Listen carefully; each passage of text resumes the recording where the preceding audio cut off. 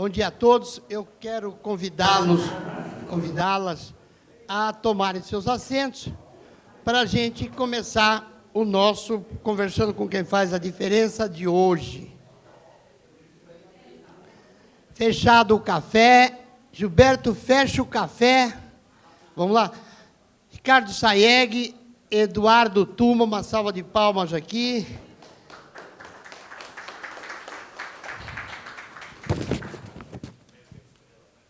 Duas estrelas, jovem, bonito. Fechou o café. Para dentro, vamos lá para a gente começar. O Sayeg, é como a gente fala, debater com o Eduardo Tuma é complicado. Tanquinho, nós aqui.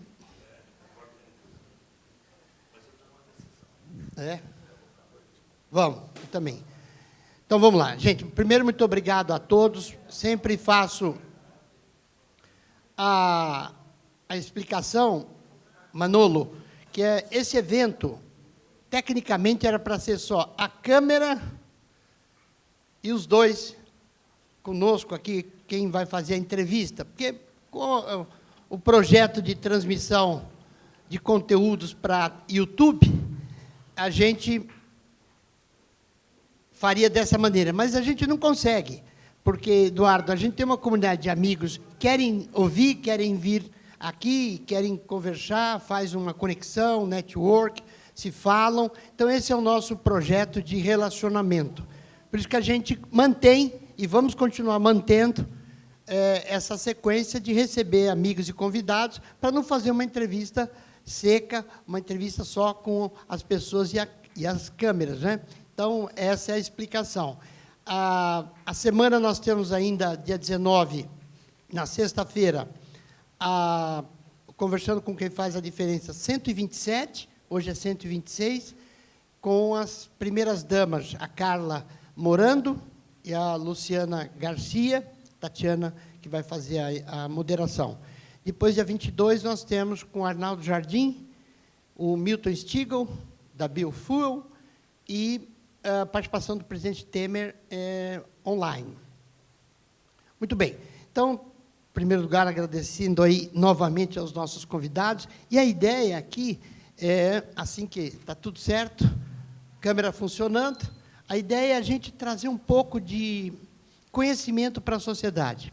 Ricardo Sayeg, que dispensa a apresentação, um dos maiores advogados desse país, e Eduardo Tuma, que, além de ter sido um vereador, presidente da Câmara, e hoje atuando numa instância superior na importância, superior na sequência da carreira pública municipal, Gabriel, que é o Tribunal de Contas do município. Então, eu vou ficar por aqui, porque hoje a internet dá, e vocês já conhecem os dois, mas são figuras extraordinárias que ajudam o Brasil, a nossa sociedade, a ser melhor. Então, hoje aqui é um bate-papo, Sérgio. É uma conversa que a gente vai para o YouTube para melhorar a vida das pessoas. Então, bem-vindos, Eduardo, bem-vindos, Sayeg, queridos amigos. Eu vou fazer uma pergunta aqui para os dois, porque eles são especialistas naquilo que está mudando no planeta. Eu até faço um pequeno prólogo aqui, é o seguinte. Primeiro, nós tínhamos tudo físico, Gabriel, tudo físico.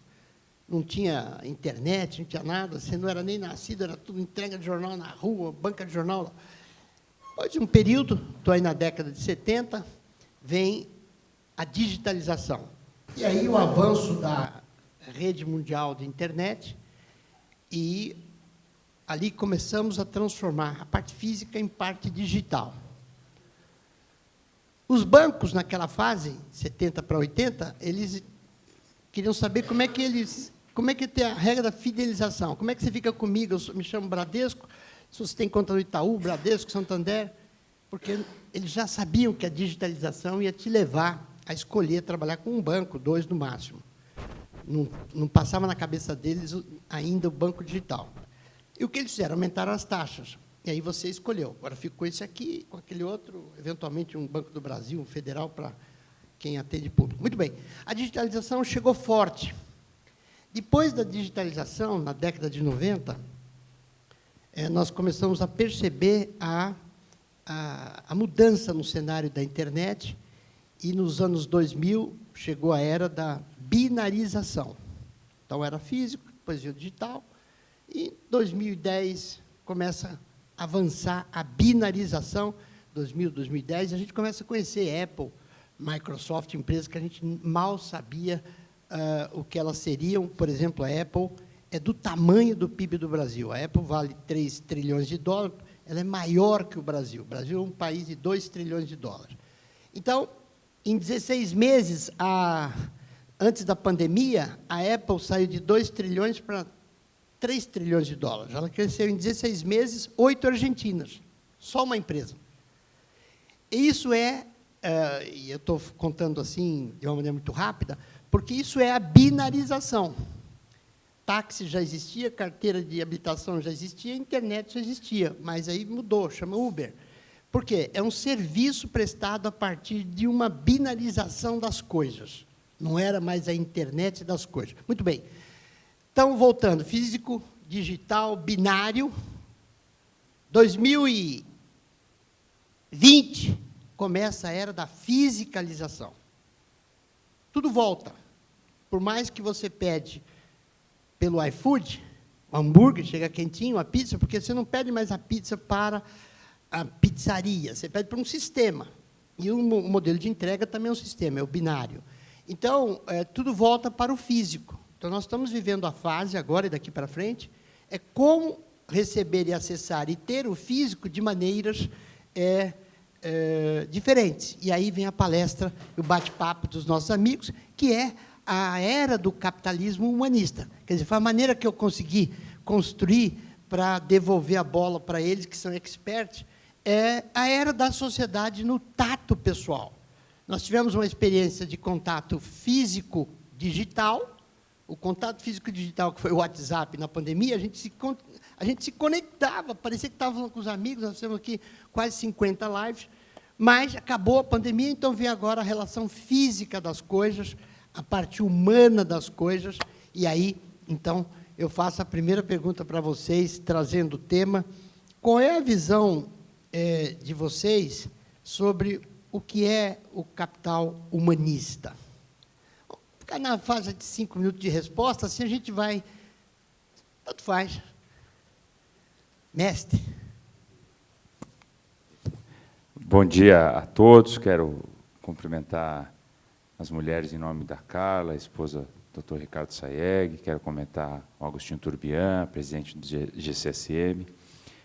Agradecer muito o convite, a presença aqui. Me honra muito poder bater esse papo, né? Eu acho que um pouco da perspectiva daquilo que, diferente do Gabriel, que tem 29 anos, eu já estou com 41, essa perspectiva da minha vida pública, que já vem aí há quase 20 anos.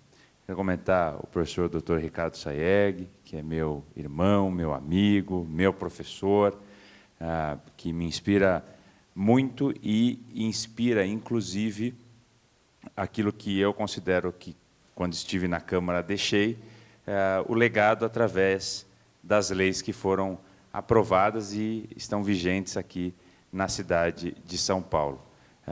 Eu não vou me estender muito, porque o capitalismo humanista é ideia original, é a singularidade do Ricardo Sayeg. Ricardo Sayeg, que, além de tantas outras disciplinas, ministra também o direito quântico. E o direito quântico permite a coexistência de dimensões diferentes na sociedade. Não são gerações que se sucedem, mas são dimensões diferentes. E nessa ideia, vou trazer um pouco essa questão para o lado pessoal. Vou me permitir fazer o seguinte: eu vou tirar meu celular, eu estou olhando aqui o tempo para eu não me estender demais. Mas a piada vem agora, vocês não precisam rir, mas é proposital em relação a ele. Nessa coexistência das dimensões diferentes, eu queria te desejar um feliz Dia dos Pais. Em relação a mim, muito obrigado por essa figura paterna que você também representa na minha vida, apesar da diferença pouca de idade. Mas, se a gente for lembrar um pouco da Revolução Francesa, liberdade, igualdade e fraternidade, que são os ideais liberais, o Ricardo, e essa revolução que existiu na época, né, junto com a Revolução Norte-Americana, de trazer o ser humano para o centro da sociedade, para o centro da atividade legislativa, da atividade do Estado, dar direitos, promover a igualdade formal, promover a igualdade social, de oportunidades, dar acesso a todos de igual forma às diferentes áreas de atuação do Estado, saúde, educação e etc. E você bem trouxe esse histórico de regressão recente, de como isso foi mudando ao longo do tempo com o próprio sistema econômico que nós adotamos a partir de então, o sistema capitalista, né?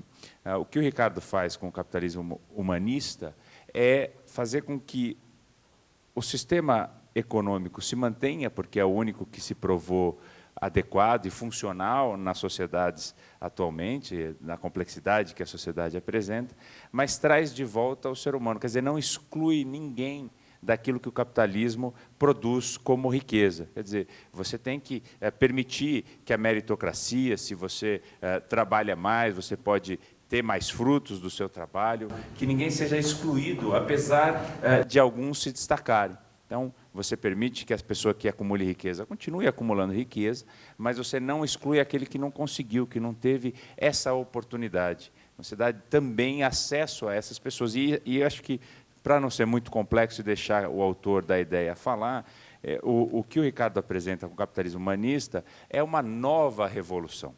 Acho que é uma nova revolução social, trazendo o capitalismo como o sistema econômico funcional, mas, mais uma vez, trazendo de novo o ser humano para o centro da história, e não permitindo com que as coisas, a riqueza, o consumismo, tome conta da história. E isso se refletiu muito na cidade de São Paulo. Sei que talvez esse seja um tema ainda nessa conversa para ser destrinchado, mas isso se refletiu na cidade de São Paulo. Então, o Ricardo, ao perceber isso, me indagou como vereador, como representante no Legislativo, e o projeto de lei que eu sou autor, foi por mim produzido, foi sancionado pelo saudoso prefeito Bruno Covas, estabelece que a cidade de São Paulo tem como não só os indicadores sociais, mas, fundamentalmente, como princípio econômico, na maior capital do país, o capitalismo humanista. Então, a cidade é regida por esse princípio, em que se permite que o capitalismo avance, que as pessoas possam usufruir das riquezas que acumulam, mas, mais do que isso, permite com que aqueles que são hipossuficientes economicamente também usufruam dessa riqueza acumulada. Então, você tem... e aí, aqui, finalizo com esse pensamento. Hoje em dia, o Agostinho me cobrou isso antes dessa conversa nossa. Diz o seguinte, olha, você tem que trazer temas atuais, você tem que mostrar uma realidade contemporânea, né? Então, isso permite com que a gente fuja, inclusive, dessa disputa que tanto se tem no país, dessa disputa ideológica, direita, esquerda. Não, nós somos radicais de centro. O que nós queremos é que avance, que a sociedade avance para frente, evidentemente, e o capitalismo humanista é a resposta para esse avanço.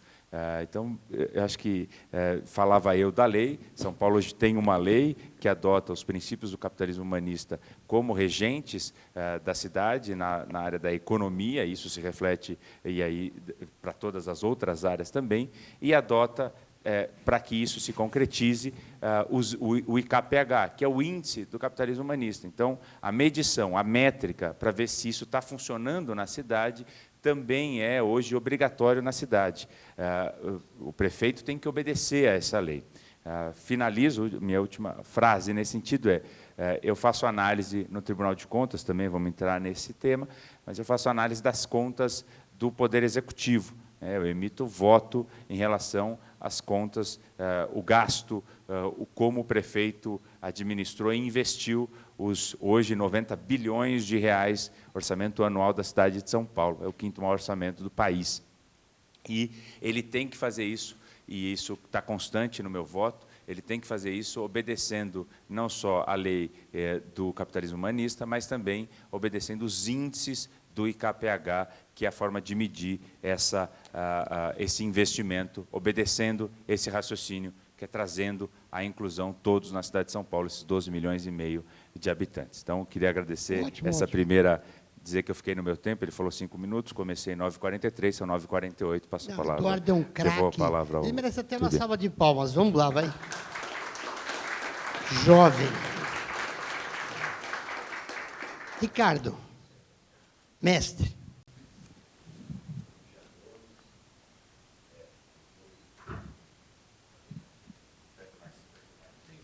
Isso.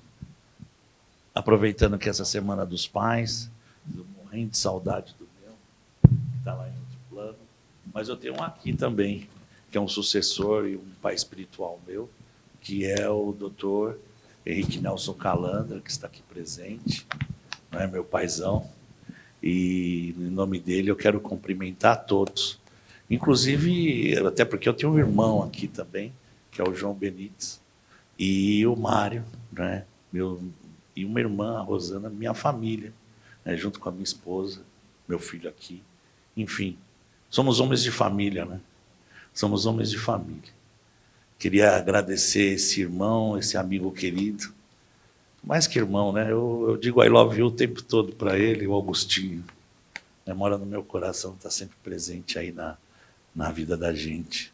Muito obrigado, Augustinho, parabéns pelo trabalho, é um privilégio estar aqui, colaborar sempre, enfim, não é, participar do GCSM, você, o Gilberto pilotando, isso que é fácil demais, não é, e é prazeroso. Cumprimentar o Eduardo Tuma, que esse é um grande amigo, um irmão, não é? Eu sou o irmão mais velho dele, ele fica discutindo comigo se ele é tio ou não dos meus filhos, não é? Mas o fato é que ele não quer admitir que faz parte da minha geração. Né? Esse amigo querido, essa pessoa maravilhosa, que eu tenho o privilégio, né? Tive a honra dele cruzar o meu caminho e da gente caminhar sempre juntos.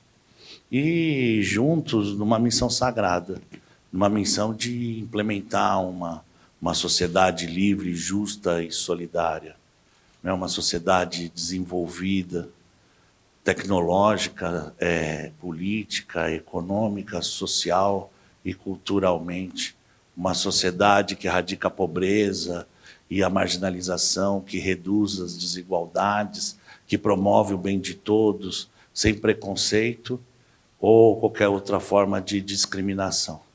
E nessa caminhada, vem agregando gente de primeiríssima linha, gente fabulosa, como o professor Manuel Henriques Garcia, o presidente da Ordem dos Economistas do Brasil, professor da FEA USP, décadas aqui presente. Esse, sim, merece uma grande salva de palmas, do capitalismo humanista. Lá em 2007, quando a gente iniciou essa caminhada, foi o Dr. Calandra, mas acho que muito mais como paizão, foi lá e fez o prefácio do primeiro livro a propósito do tema, que era a filosofia humanista do direito econômico, no sentido de que a economia, como obra humana, está a serviço do homem, e não o homem a serviço da economia. A máquina, ela tem que ter utilidade para as pessoas. E como diz o pessoal do PNUD, lá da ONU, Amartya Sen, Segupta, as grandes cabeças, Joseph Stiglitz, a grande riqueza das nações são as pessoas. Essa é a realidade.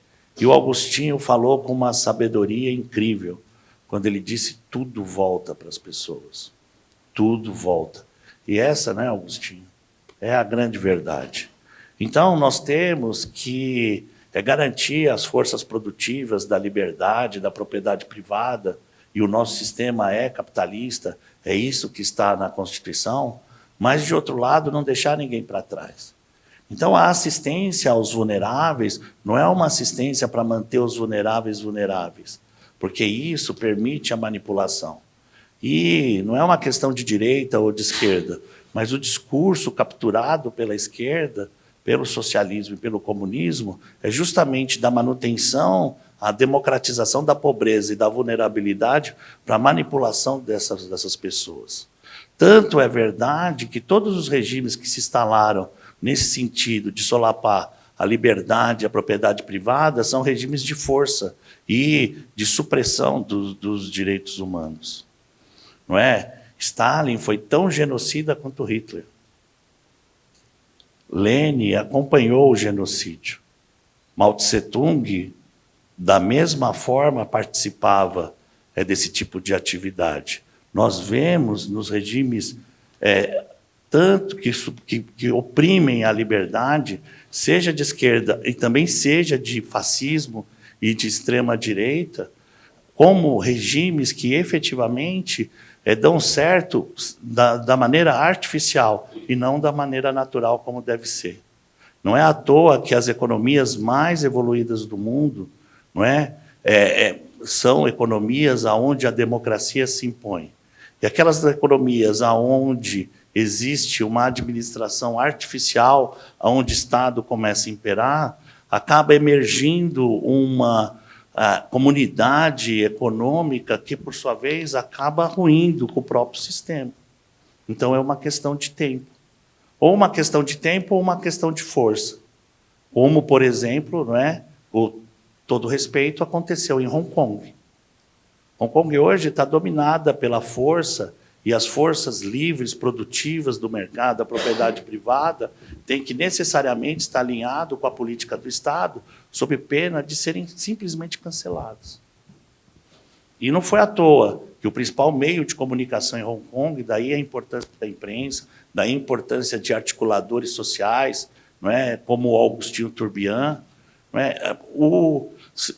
sempre que isso é solapado, um regime de força se instala e a liberdade perde valor. Diz a Declaração Universal de Direitos Humanos que todo homem, todo ser humano, agora ajustada, nasce livre. Nasce livre e igual, em direito e dignidade.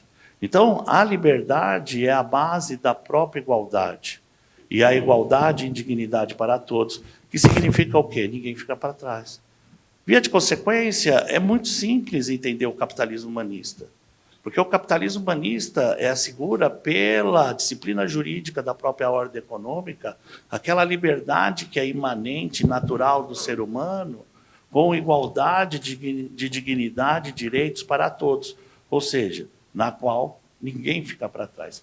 E essa é a grande verdade. Porque, de fato, nós temos que resgatar os vulneráveis e não manipular os vulneráveis, mantendo os vulneráveis naquela situação de humilhação permanente decorrente da própria vulnerabilidade.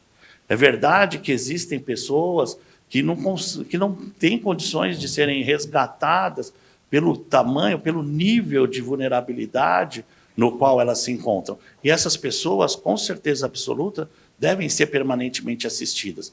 Mas, de outro lado, também é verdade que existem 60 milhões de pessoas abaixo, na linha ou abaixo da linha de pobreza no nosso país, que podem ser resgatadas. E se essas 600 milhões de pessoas forem resgatadas daquela zona de vulnerabilidade para uma atmosfera de prosperidade, na qual elas passam a compor as forças produtivas da nossa nação, numa relação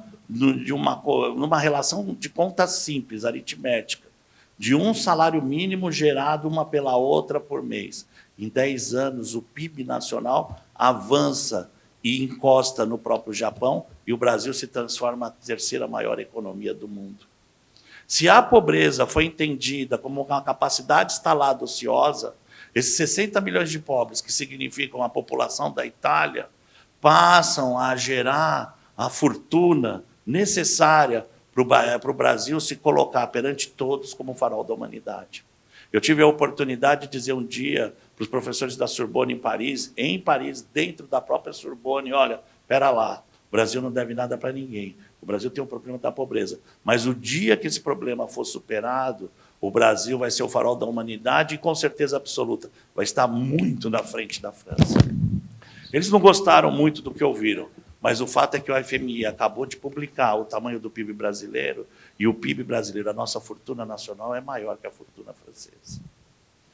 Não precisou nem resolver o problema da pobreza para nós nos impormos como a 9ª maior economia do mundo, em crise, dentro de toda essa efervescência. Mas aí, vejam só, não quero fazer proselitismo, mas o fato é que os avanços recentes foram enormes. Primeiro, no lado do capitalismo, a independência do Banco Central. Que todo mundo prometeu, todo mundo prometeu, todo mundo prometeu e ninguém cumpriu. Ninguém cumpriu. Veio ser cumprida neste governo. De outro lado, a desoneração do combustível. Que todo mundo prometeu, todo mundo prometeu, todo mundo prometeu e ninguém cumpriu. Quem cumpriu foi esse governo. Eu tive a infelicidade de assistir na televisão uma senhora, uma economista famosa, eu não vou mencionar o nome por delicadeza, dizer que a desoneração do combustível estava beneficiando o rico, porque o rico tinha carrão e gastava mais gasolina. Essa foi o ápice da colocação. Mas, enfim, do lado humanista, por sua vez, foi inserido como direito fundamental, cláusula pétrea constitucional, no parágrafo único do artigo 6º da Constituição, a transferência direta de renda para a família em extrema pobreza. Sayegh, vou interrompê-lo um pouco. É difícil interromper um professor, mas eu tenho que cometer esse deslize, porque você vai continuar, porque senão nós vamos ter uma aula magna extraordinária, e vamos ter. Mas eu preciso fazer a entrevista aqui com você, então eu vou parar você nesse ponto aqui, peço licença, porque é difícil, hein? O homem sabe tudo. Então, deixa eu fazer a pergunta primeiro. Vamos lá. Esse é uma salva de palmas para o Sayegh, uma figura extraordinária. Estou vendo ali meu filho Tiago, ele não respira. PUC, ele ouvindo isso aí, deve ser música para os ouvidos dele. Obrigado, Daniela Curiati, está aqui também, a Cléo. Mauro Orlandini, foi prefeito, administrador de Bertioga, está lá com o sobrinho dele, Maurício, um grande empresário também. Obrigado a todos estarem aqui. Candidata, né? A quê? Federal. Federal? Ótimo, boa sorte. Pode? Que número é? 4014. Vamos lembrar, 4014, todo mundo, 4014. 4014. Mais forte. 4014. Daniela Curiati, que número é? 4014. 40? Só as mulheres. 4014. Só os homens. 4014. Bom, o resto é com você, Daniela. Agora, o resto é com você. Mas, o Sayegh, uma coisa que eu tive que te interromper, olhando o Tiago, meu parâmetro está ali, que ele não está respirando. Mas algumas coisas que o Sayegh está dizendo, Eduardo, a gente está enxergando aqui agora, tá? Por exemplo, se a gente for aos shoppings, Iguatemi, por exemplo, e Higienópolis, nós já vamos encontrar as livrarias reativadas. Você vai hoje no shopping, você já encontra as livrarias reativadas. Não é, João Benítez? João Benítez deu um livro por semana. Aquilo que nós fomos conduzidos para tentar superar Deus, né, que a tecnologia vem tentar enfrentar Deus. Né? Deus deu 24 horas para cada um. Com a tecnologia, você consegue assoviar isso bacana, porque hoje tem um computador com 2 telas, você entra em 4 aplicativos ao mesmo tempo, então 24 horas vira 200 horas por dia.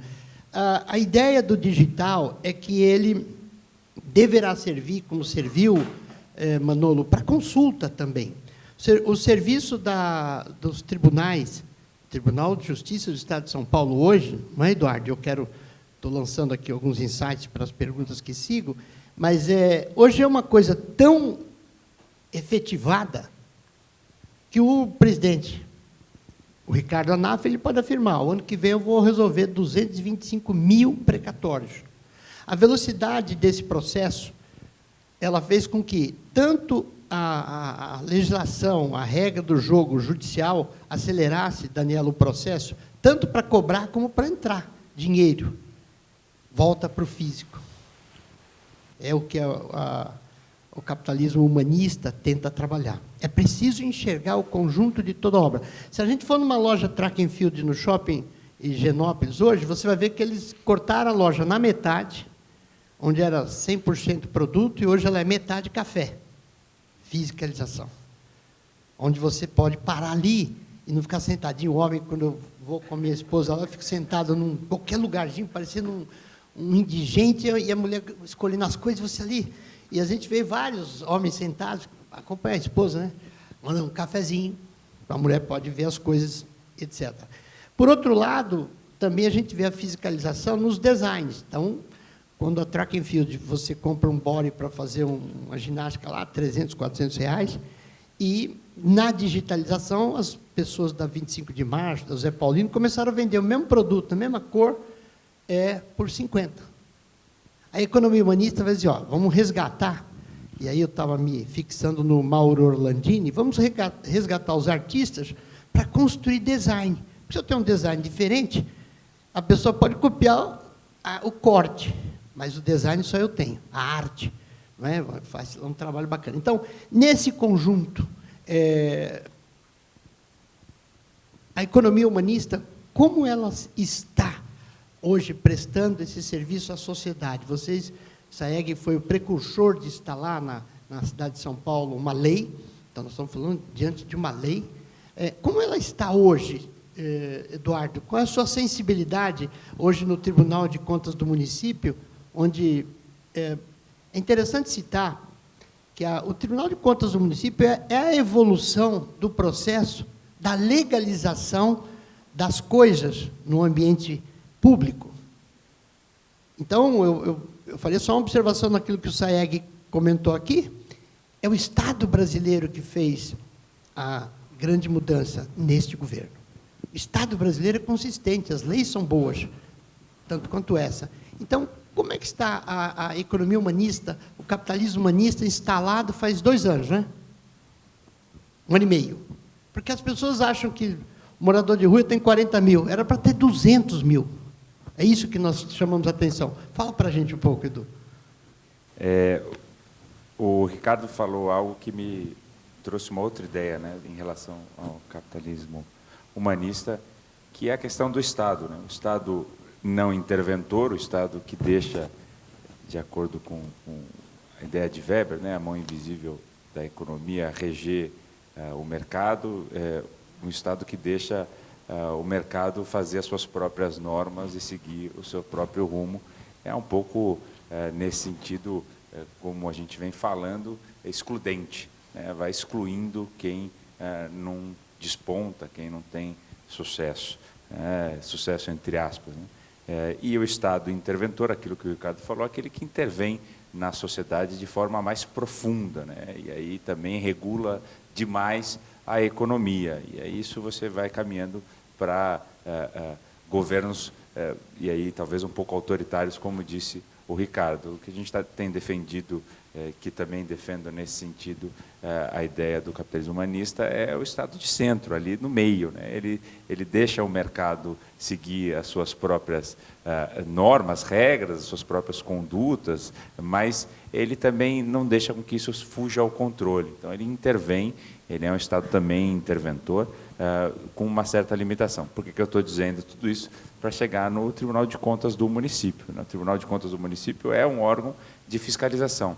Ele não é um tribunal jurisdicional, ele não diz o direito, né? Ele não emana norma nesse sentido, mas ele é um tribunal administrativo. A Constituição fala que ele é um órgão de auxílio. Também é importante dizer isso, ele não é um órgão auxiliar ao Poder Legislativo, ele é um órgão de auxílio ao Poder Legislativo, de auxílio porque, sendo um tribunal administrativo, ele fiscaliza, como no nosso caso, o prefeito gasta o dinheiro que é arrecadado, a receita tributária e não tributária. O que nós temos feito na esteira da sua pergunta é uma forma preventiva, uma fiscalização a priori, e mesmo concomitante com que aquilo que o prefeito faz, as políticas públicas que são adotadas na cidade, isso através, eventualmente, de licitações, da desestatização, então a gente fala de concessão, alienação, as parcerias público-privadas, O tribunal tem auxiliado o prefeito nesse sentido, para que, como a gente vem dizendo, né, essas políticas públicas sejam as mais efetivas possíveis.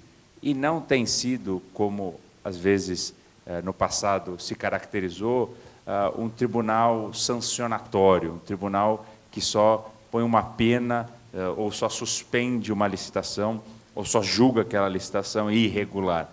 O trabalho que já vem sendo feito no tribunal, e com a minha entrada isso se intensificou, é a priori para a garantia da aplicação efetiva do recurso para melhor alcançar, melhor implementar na cidade as políticas públicas em todas as áreas, como a gente diz de forma genérica, né? Saúde, educação, assistência social, cultura, todas as áreas que o Estado atua, Estado lato sensu, na cidade de São Paulo. Então, entendo dessa forma, Agostinho. Não sei se o Ricardo tem algo a complementar. Não, eu acho que é exatamente isso que o professor doutor, diga-se de passagem, Eduardo Tuma, né, ele não só tem uma atividade prática, não é, no trato e no cuidado das contas públicas, quanto uma profundidade teórica ímpar, né, e ainda uma sensibilidade social, política, por conta do próprio caminho que ele traçou, né, e do legado que ele representa da família Tuma, principalmente, né, do doutor Renato Tuma, o pai dele. E o que vem acontecendo é que São Paulo se autoproclamou capitalista humanista. Eu acho que esse foi o maior legado deixado pelo Bruno, né, pelo saudoso Bruno, que sancionou essa lei, que foi cujo projeto foi da autoria e toda a articulação política, legislativa, não é, do empenho do professor doutor Eduardo Tuma, vice-presidente do Tribunal de Contas do município e futuro presidente do tribunal, trazendo para isso uma gestão que vai além da fiscalização e que está totalmente alinhada com o ESG, com o compliance. Porque o fiscal, ele fica aguardando e na expectativa do outro errar para ir lá e tomar medida.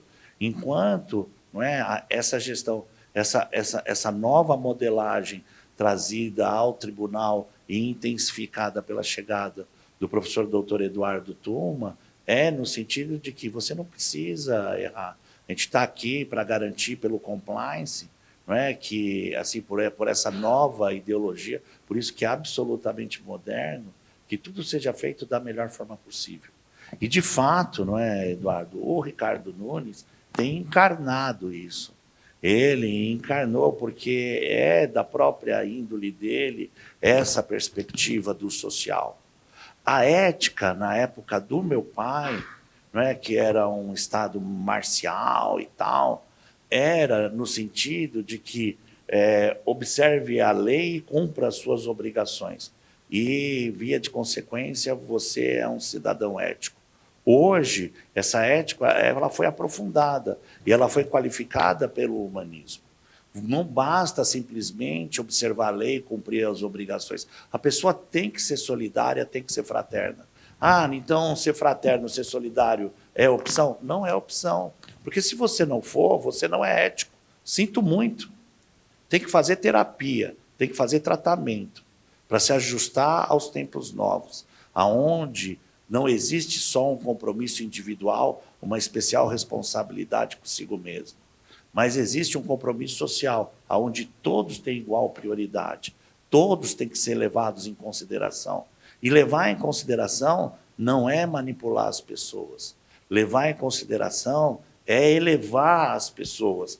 E na medida em que todos são elevados, o todo é elevado. E o Brasil vai ser colocado no patamar que ele merece e que tem vocação.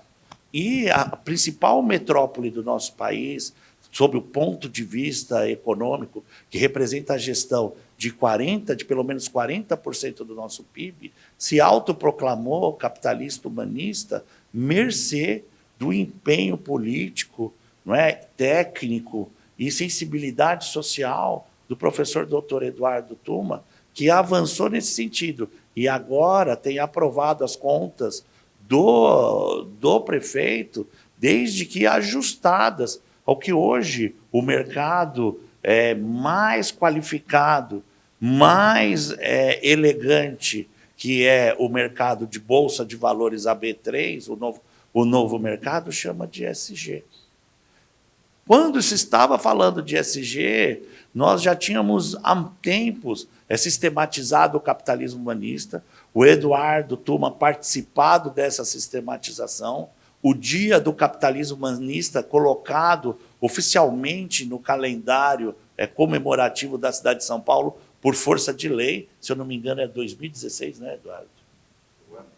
Não, que foi da lei que inseriu o capitalismo, o Dia do Capitalismo Humanista. 16, bem antes. Se você... Então, a lei é de 16. Se você pegar a primeira menção na internet de ESG, no sentido que hoje está sendo colocado dentro dos mercados, ela não é de 16. E São Paulo já comemorava, no calendário oficial, esse capitalismo humanista que, decorrente da pandemia, por ocasião da lei da liberdade econômica, da retomada econômica da cidade, vem e se autoproclama como tal. Muito bom. Algumas coisas, elas vêm de uma esteira, essa observação do capitalismo humanista, Gabriel, é muito interessante, porque há 50 anos atrás, Daniela, a gente trabalhava 4.000 horas ano. A gente tem 8.522 horas ano, 24 vezes 360, dá 8.500 horas ano, mais ou menos. Nós trabalhávamos, há 50 anos atrás, Carla, 4.000 horas ano. Hoje, nós trabalhamos aqui no Brasil 2.400, 2.000 horas ano. Nos Estados Unidos, 1.700 horas ano. Na Europa, 1.900, 2.000 horas ano. Pois bem, se nós tínhamos, 8.500 horas, trabalhávamos 4.000 há 50 anos atrás, então nós tínhamos só metade da nossa vida para dormir, fazer as nossas necessidades, transportar, e o resto era trabalho. Com essa evolução, a gente passou a ter mais tempo. Então, se a gente trabalha 2.400 horas ano, nós temos tempo de fazer as coisas em algumas áreas, por exemplo, entretenimento e lazer. Não é por outra razão que todo filme que é lançado nos Estados Unidos dá $1 bilhão de bilheteria, porque tem gente para ir lá. Aqui ainda a gente não atingiu esse nível, porque a gente não tem renda, e aí eu estou cutucando meus amigos aqui do Capital Humanista, para ir ao cinema e gastar com entretenimento. Uma outra evolução no Brasil interessante, que para mim é bem marcante, e nós vamos acompanhar isso, é que por um período, durante 40 anos, a Rede Globo entregou conteúdo gratuito, patrocinado, mas era gratuito, as telenovelas, etc. Hoje, a Rede Globo ela produz conteúdo pago na Globoplay, ou seja, o cliente dela é mundial, é América Latina, é o streaming. Então, isso é a percepção da sociedade disponível para assistir filmes numa rede de conteúdo pago, a própria Globoplay, etc.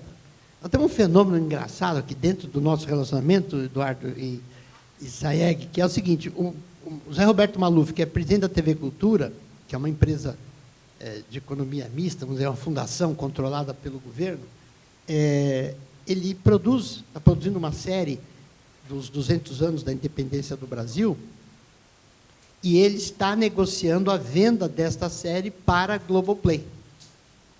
Então, é uma coisa maluca. Ele está investindo, Benítez, 40 milhões para produzir uma série de 18 capítulos e está vendendo por 80 milhões. Isso é inédito, é uma empresa dentro do governo. Ou seja, é uma produção. Isso é o quê? Renda, sociedade, capitalismo humanista. Então, com essas colocações, eu queria provocá-los um pouquinho mais. A origem, e foi dito aqui um pouquinho, mas o que é? Eu vou apertar um pouquinho. É importante ter essa... O que é o Estado de Direito? Saeg, O que é Estado de Direito? Augustinho, na Declaração Universal de Direitos do Homem e do Cidadão da Revolução Francesa, no século XVIII, artigo 16, foi definido o que é o Estado de Direito. Estado de Direito é o Estado constitucional. Estado constitucional é aquele que tem a separação de poderes e a garantia dos direitos subjetivos. A segunda pergunta, enquanto o Eduardo vai ao toalete, é o conjunto da nossa obra. Nós vivemos numa democracia, regime presidencialista, bicameral, portanto, 2 câmaras, deputados federais, que a Daniela vai estar lá já, e o Senado. Eu pergunto, esta harmonia desse Estado de Direito está em sintonia com o capitalismo humanista, hoje, no Brasil? A gente tem que entender que a perspectiva teórica, o pensamento humano é platônico. Então, vem lá da Grécia Antiga. E por isso que, até hoje, esses filósofos helênicos, eles estão tão importantes. Porque eles trazem a natureza, a essência humana. E o Platão dizia o seguinte, olha, no plano ideal, tudo é perfeito. E tudo está pré-concebido no plano ideal. E tudo pré-concebido no plano ideal é aplicado no plano real, que é imperfeito. Mas a grande riqueza da natureza humana é a própria imperfeição. Porque a imperfeição permite a evolução. Se a coisa é tida como perfeita, a coisa é tida como encerrada, como obra acabada. E a única perfeição que eu tenho conta é a de Deus. Inclusive, meus pastores estão aqui presentes. O pastor Roberto, o fato é que, dentro dessa perspectiva, a imperfeição é uma bênção e um desafio maravilhoso, um desafio a ser superado. Então, por exemplo, quando a Daniela estiver lá, no Congresso Nacional, com certeza, vai representar muito bem o nosso Estado, a nossa cidade, as nossas mulheres, a nossa população e essa sensibilidade humanista. Quando isso acontecer, ela vai lutar por essa evolução e buscar a perfeição. Então, a busca da perfeição é uma busca permanente, porque esse é o segredo da vida e é representado pela própria expansão do universo. Nada é imutável, porque aquilo que é permanente, que é rígido, ele tende à morte. Porque o próprio morto, ele é o significado de um corpo rígido, aonde, principalmente aqueles que não acreditam na alma, creem que houve lá a finitude do ser. Agora, no meu caso, por exemplo, que sou imperfeito, mas quero superar os meus desafios, eu não tenho medo da morte nem de qualquer rigidez, porque eu sei que superando, eu vou alcançar sempre um estágio maior. E, diga-se de passagem, um dos grandes momentos da minha vida de evolução foi te conhecer, estar sempre perto de você. Danado. Salva de palmas para o Sayegh.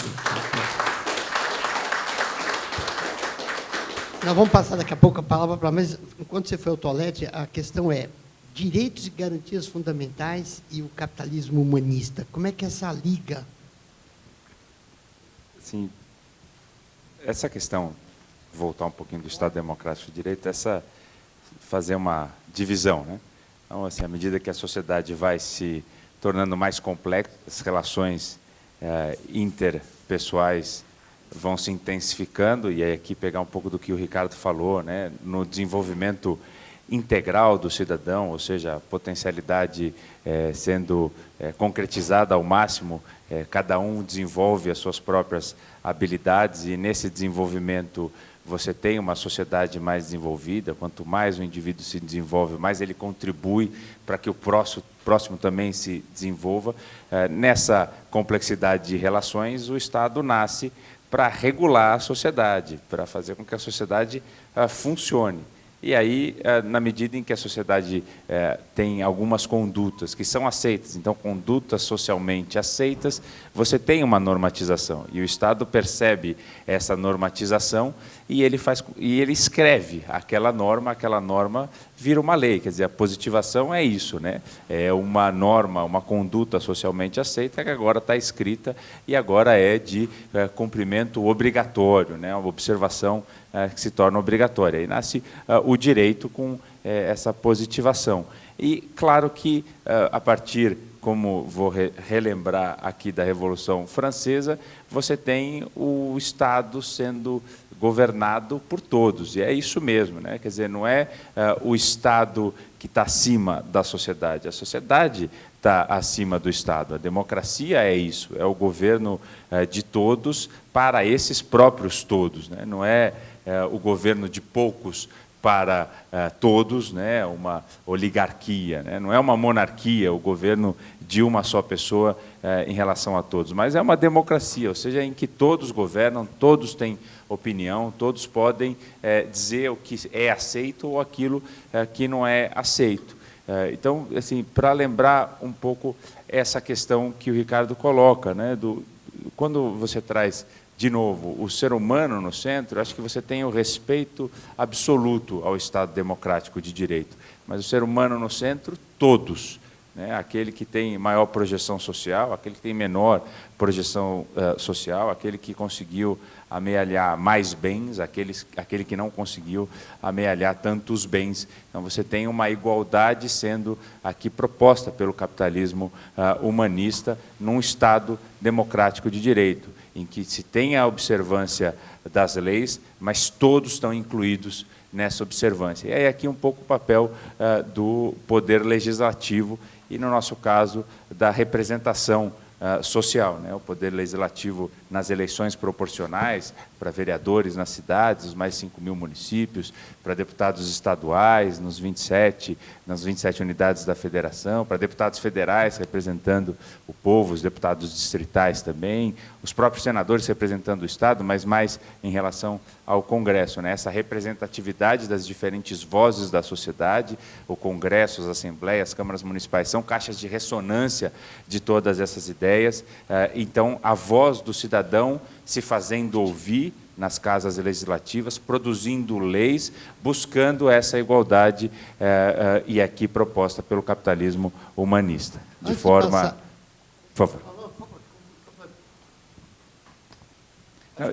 Depois eu vou tocar num outro assunto. Eu sei que sua pergunta foi outra, mas como o Ricardo tem mais base, mais musculatura do que eu, e é mais inteligente, o Ricardo é gênio, então ele tem mais propriedade no direito do que eu.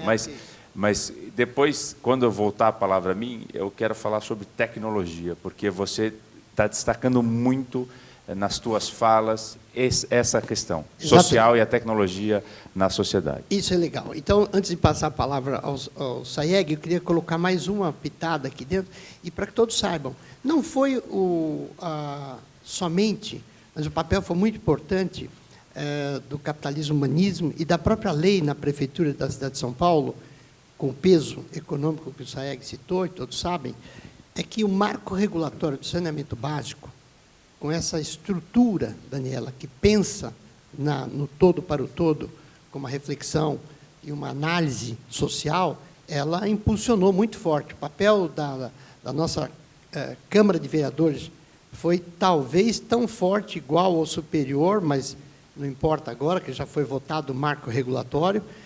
Nós temos uma participação muito forte da Câmara dos Vereadores nessa necessidade, porque o problema do saneamento básico ele estava no município, não estava no Estado. E o Estado tinha que votar essa lei. Mauro Orlandini, lá em Bertioga, sabia disso.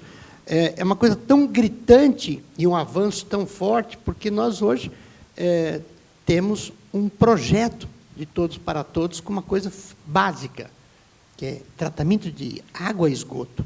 E nós estamos falando de 2018. Em 2018, nós não tínhamos isso assinado no país. Então, um pouco para trazer a pitada do que é o capitalismo humanista, por que dessa conversa aqui com a gente, é porque ele é um sentido que norteia aquilo que vai decidir os fluxos econômicos do Estado, nos 3 estados, municipal, estadual e federal. E a gente tem dito, vou passar a bola para vocês, que os 3 estados, municipal, estadual e federal. Nós temos um federal, 27 estaduais e aproximadamente 6 mil municipais. Esses 3 estados estão exauridos. Eles não conseguem pagar, fazer, entregar o que está na lei. E aí o exercício da mudança das leis, é o exercício das reformas a favor da sociedade, não mais do Estado. Porque o Estado fez uma grande coisa, e aí eu te devolvo a bola aqui, mas passando pelo SAEG, nós vamos falar sobre tecnologia. SAEG. Então, só para complementar, está lá na Constituição, é o objetivo fundamental da República. Construir uma sociedade livre, justa e solidária, desenvolvida nacionalmente, erradicadora da pobreza e da marginalização, redutora das desigualdades sociais, promotora do bem de todos sem preconceito nem discriminação. Está lá no artigo 170 da Constituição Federal, na ordem econômica. A ordem econômica tem por fim assegurar a todos existência digna conforme os ditames da justiça social, ou seja, aqueles objetivos fundamentais da República. Quem não quer esse país? Quem não quer viver num país livre, justo e solidário? Quem não quer viver num país desenvolvido? Quem não quer viver num país que se foi erradicada a pobreza, a marginalização, reduzida as desigualdades? Quem não quer viver num país onde você é destinatário do bem para todos, sem preconceito nem discriminação? Esse é o Brasil que nós queremos. E como chegar no Brasil que nós queremos? Cumprindo a Constituição Federal. Então não é política de governo, é política de Estado. Nem a direita, nem a esquerda. E não cabe aprisionamento em cima disso. Então, nós temos que edificar a nossa Constituição, cumprindo a nossa Constituição. E com certeza absoluta, eu posso assegurar a vocês, o Eduardo Tuma, como homem público, ele é um fiel guardião e implementador da Constituição. Está fazendo um papel maravilhoso no Tribunal de Contas do município, trazendo essa novidade de deixar de ser um agente fiscal, um polícia, para passar a ser um edificador, um promotor desse novo Brasil, desse Brasil que nós queremos e que Deus vai ajudar. Nós vamos conquistar. Ótimo, muito bom, Ricardo. Salva de palmas. Antes de devolver a palavra, nós temos ainda tempo, e o Eduardo tem muito ainda a falar para a gente, mas vamos abrir um pouquinho para a interação, para que a nossa plateia aqui, a nossa presença, pudesse ajudar. Tiago, você estava na fila de espera aí. Bom dia, bom dia. Queria dizer, em primeiro lugar, que é uma satisfação enorme poder começar o dia com esse bate-papo. E fiquei feliz que o Eduardo colocou a questão, está puxando a questão da tecnologia, porque eu estava inquieto aqui com uma reflexão que eu gostaria de ouvir a opinião dos dois sobre isso. Se a gente pudesse resgatar de uma maneira bem simplista um pouco da teoria marxista, Marx apresenta ali a tecnologia, o desenvolvimento tecnológico, esse fenômeno, como algo que viria a libertar o proletariado da sua alienação, aí a grosso modo trazendo o assunto. Eu acredito que hoje em dia, Eduardo, nós estamos vivendo na nossa humanidade, como nunca, o efeito da automação. Então, diversos postos de trabalho estão deixando de existir em função da tecnologia. Então, é comum hoje ir ao supermercado e você conseguir passar num caixa automatizado. Toda a estrutura de logística, por exemplo, da Amazon, a partir de robôs, as Big Techs buscando aí, de maneira incansável, desenvolver uma tecnologia de carros autônomos. Isso vai ter diversos fenômenos.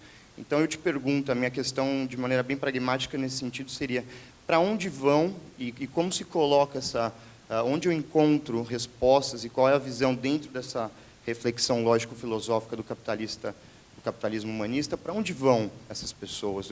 O que vai acontecer a partir disso? Então, vai existir um ócio ali que possa permitir um poder de criatividade, de reflexão do ser humano maior? Nós vamos viver ainda uma crise. Eu gostaria de entender a visão de vocês justamente sobre isso. Então, qual as possíveis consequências e qual a visão de vocês sobre o desenvolvimento tecnológico e essas automações que vão criar aí um hiato, digamos assim, que vão apagar diversos postos de trabalho que provavelmente não vão retornar mais. Obrigado, Tiago. já fiz isso uma vez, vou repetir aqui também, porque tem gente nova, como o Gabriel, por exemplo. Você sabe o que é o ascensorista, Gabriel? Pois é. Pois é. Você sabe o que é um datilógrafo? Mais ou menos, né? Sabe, você sabe o que são os dois. Lógico que a pergunta era retórica para você me responder, não. Mas então, você tem profissões que deixaram de existir ao longo do tempo e tantas outras profissões que estão surgindo ao longo do tempo. Então, eu tenho um sobrinho e ele já fala em programação de computador, algo que fugiu um pouco da minha geração, mas como uma profissão que até 20, 30 anos atrás não existia. Mas vou ser objetivo na resposta. Mas para dizer o seguinte, profissões que deixam de existir e outras que nascem. É uma mentira, vou sem medo de errar dizer isso, é uma mentira a promessa antiga de que a tecnologia daria ao homem mais tempo livre para que ele pudesse ter, eventualmente, lazer, ou que ele pudesse se dedicar aos seus hobbies, ou que ele pudesse se aprimorar de alguma forma. O que a gente vê é o inverso, né? O Agostinho trouxe a questão numérica, de horas trabalhadas. Hoje, nós trabalhamos o dia inteiro, literalmente. A gente faz 3 turnos, de manhã, de tarde e de noite, porque a gente não larga o celular. E aqui, com permissão, assim, nem para ir no banheiro. Você leva o celular a todo lugar. Você está conectado 24 horas por dia.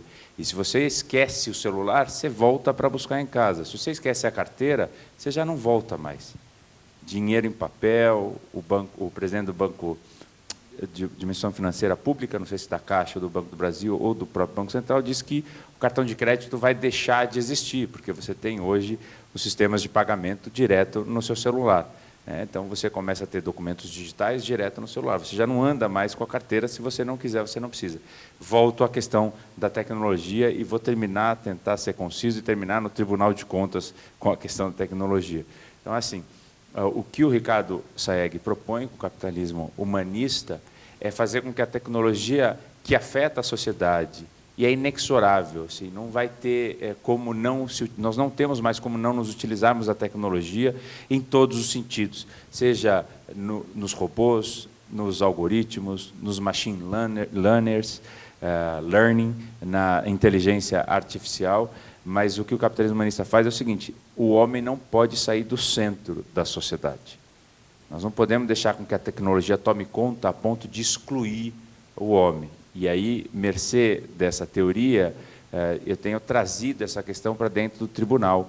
Espero ter tangenciado ali na resposta à tua pergunta, mas a gente tem trazido para o tribunal que o uso da tecnologia é obrigatório, não é mais uma possibilidade, com todos esses instrumentais, essas ferramentas que eu mencionei a vocês. Então, a gente faz hoje pesquisa de licitação pelo Diário Oficial através de algoritmo. Não precisa ter um auditor fazendo análise do Diário Oficial. Isso é feito automaticamente em questão de frações de segundo. Mas a decisão de todas as etapas do processo tem que ser feito pelo ser humano. Desde a primeira análise, do primeiro relatório, é o auditor que emite aquele relatório. Na análise jurídica, é um assessor da assessoria jurídica que emite aquele parecer, apesar de toda a possibilidade que a tecnologia permite de análise, de resposta de dados, etc. E também assim é nos nossos julgamentos. O julgamento final, com todo esse arcabouço, tem que ser do conselheiro, e é isso que eu acredito que deve ser transposto também aos tribunais de uma forma em geral. Quer dizer, o julgamento tem que ser o ser humano tem que dar a decisão final. Existe a questão da essência do ser humano que tem que prevalecer, ainda que a máquina faça quase que todo o trabalho. Então, aqui, assim, para resumir a resposta, eu acho que assim, a tecnologia ela tem que ser utilizada porque é obrigatório hoje em dia, não se pensa mais num mundo analógico. Eu acho que até falar mundo digital já deve estar ultrapassado quando a gente já tem metaverso. Então, eu sou dirigente da Escola de Contas, no Tribunal de Contas, e nós vamos realizar a primeira reunião da Escola de Contas no metaverso, provavelmente na semana que vem. Então, não dá para não utilizar a tecnologia, ao mesmo tempo que ela deve ser uma ferramenta para o ser humano, e tão somente isso, porque o ser humano deve prevalecer em todas as etapas do processo, e na sociedade não pode ser diferente, né? Então, eu acredito que isso, mas assim, me incomoda muito, me inquieta muito essa questão, e é isso que o Agostinho falando, eu começo a ter até uma certa angústia. Aliás, angústia, depressão, a sociedade está doente nesse sentido. É tanta informação, é tanto input, que você acaba ficando ansioso, não tem como gerenciar, não tem como administrar, não tem como você digerir tanta informação. Então, nós precisamos ter esse equilíbrio precisa ser criado. E aí, aqui, mais uma vez, usando essa teoria, né? O homem tem que estar no centro, nós precisamos fazer esse resgate. Por isso que eu disse no começo, e talvez sendo um pouco repetitivo, já terminou, sendo repetitivo, mas assim, na medida em que eu analiso a Revolução Francesa como uma revolução, o capitalismo humanista também é uma revolução, não só econômica, mas também social. Um data vênia, antes de passar para o Sayegh, é que na questão, então, ficando a resposta do Tiago, meu filho, PUC, filhos da PUC também, os dois aqui, é uma questão interessante.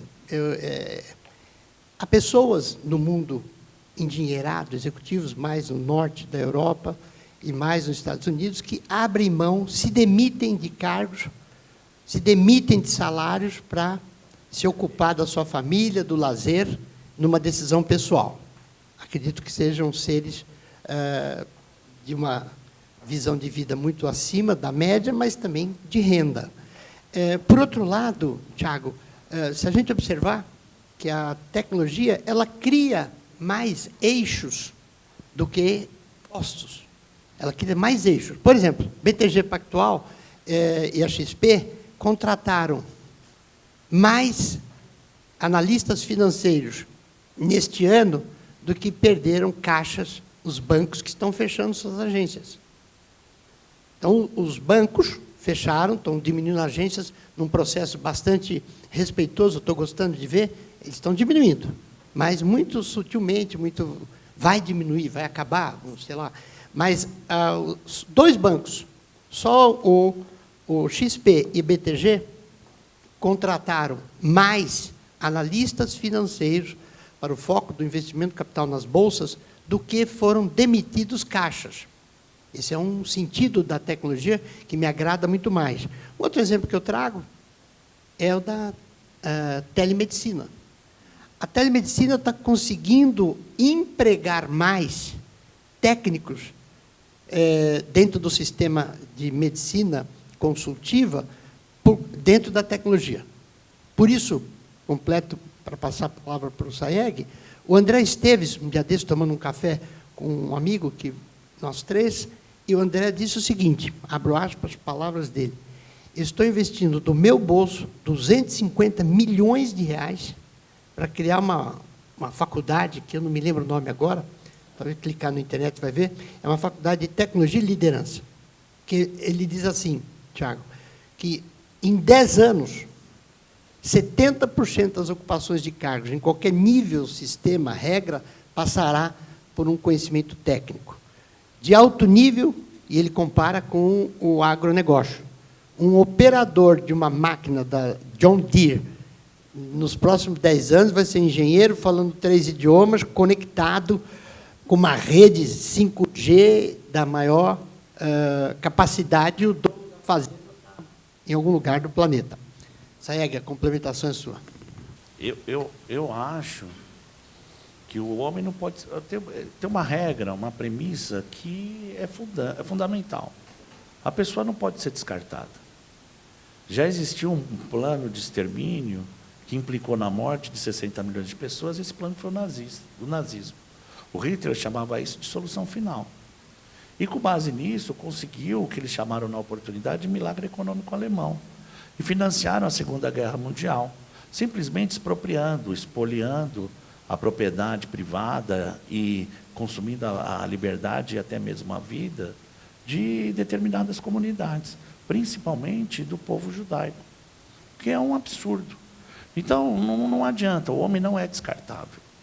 Então, se o homem não é descartável, tem que encontrar uma solução onde o homem seja prestigiado, não onde a pessoa seja simplesmente desconsiderada, seja desprezada e seja mantida em uma zona de vulnerabilidade para poder ser manipulada.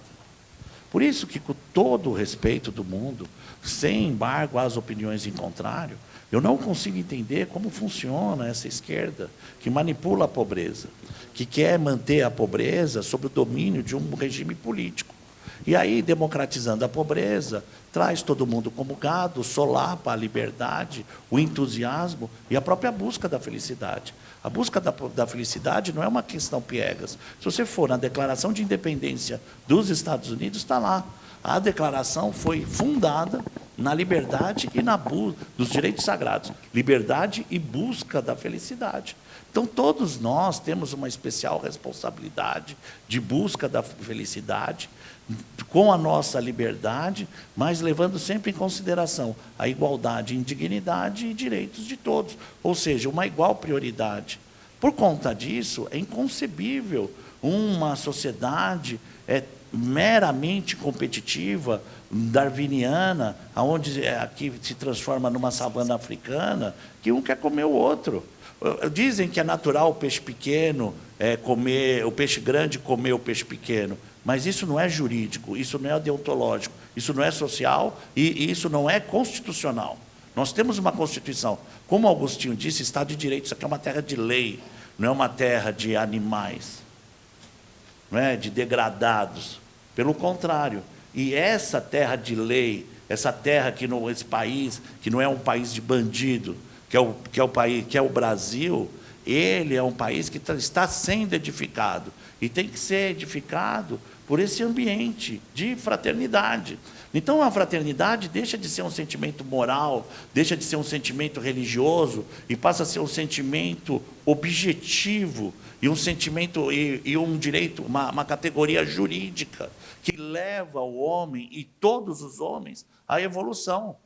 Hoje, a ideia não é de competição, a ideia é de sinergia. A ideia é de soma, a ideia é de adição, a ideia é de multiplicação, não de extermínio, aonde o meu próximo é o inimigo. Não, mais do que iguais, nós temos que entender que somos irmãos. Quem disse isso foi Voltaire. Voltaire, na França, não é? Levando o iluminismo, não é? A concepção, a filosofia geral de todo aquele pessoa que se dizia civilizado.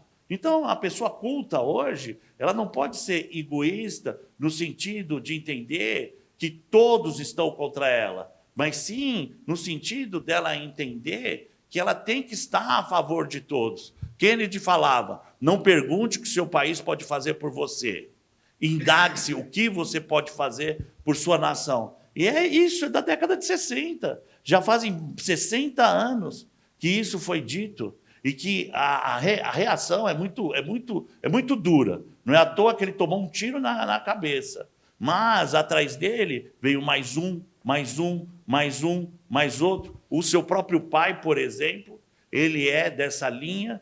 E nós temos certeza que, como homens e mulheres de bem, nós vamos edificar um novo Brasil. Nós vamos refundar essa nação. E simplesmente fazendo o quê? Cumprindo a nossa Constituição. Muito bom. Uma salva de palmas. No Estado Democrático de Direito, nessa questão da produção legislativa, a gente tem visto, conversávamos também antes do início desse evento, sobre a sucessão das gerações de políticos. Então, isso vem acontecendo no Brasil. As gerações mais antigas deixam a política, alguns, infelizmente, falecem.